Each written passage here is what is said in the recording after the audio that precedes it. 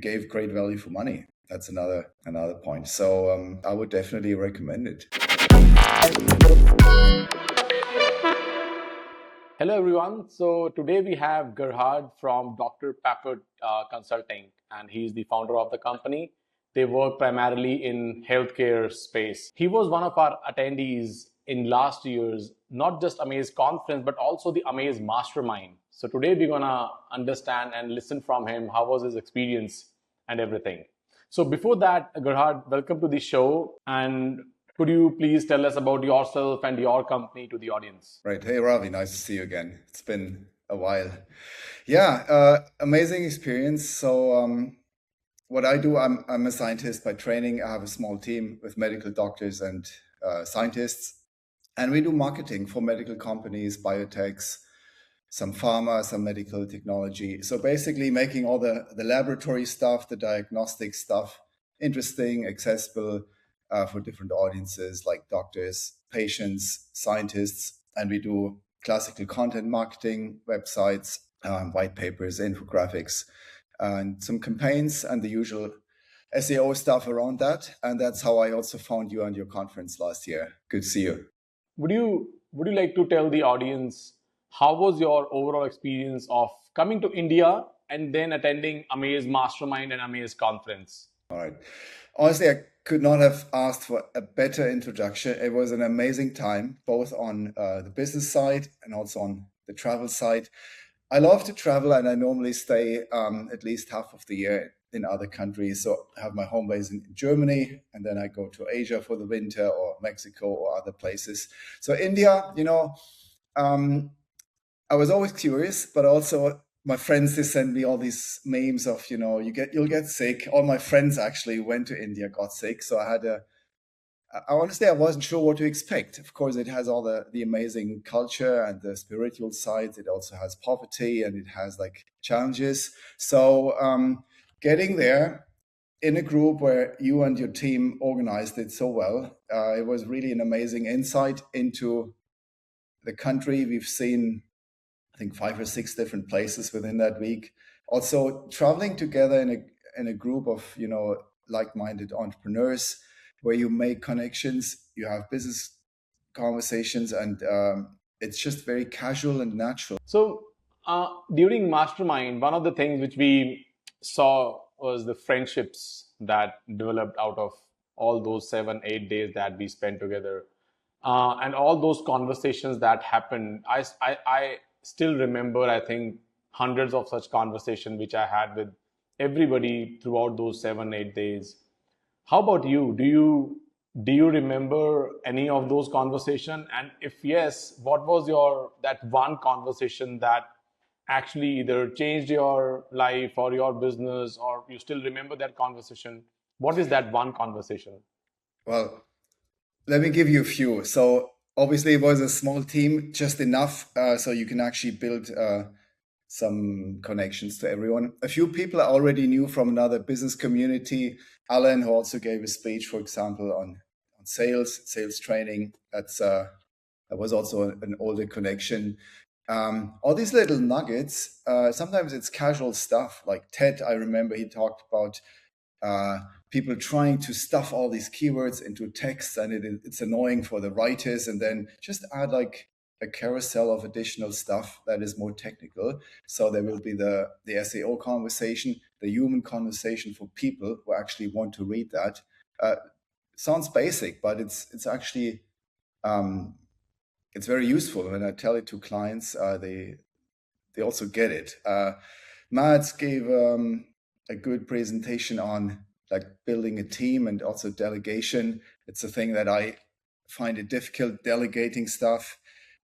I think Kira she talked about international SEO and these cultural differences, the cultural sensitivities. If you're selling in Russia, I know people want to get the best deal. In the US, it's about quality and delivery, and if you're fast, they're also willing to pay a premium. I guess Australia was price sensitive, and all these little nuggets.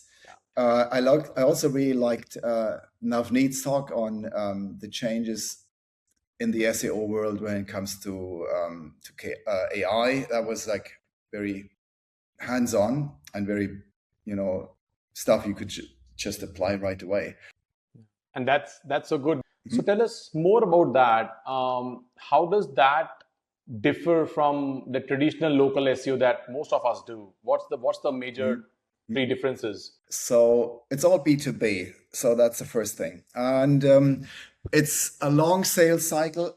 And there's always this trade-off between we want to have innovation and we don't want to be boring, but we also have to be really careful because it's highly regulated, the medical, the pharma field. If you make any claims you can't back up, you get sued. So also when it comes to websites, clients say, oh, we have a boring website, make this interesting. But then you also don't want to end up in the traditional like blue and white website. You have a scientist looking at some diagnostics, and it's very cliched.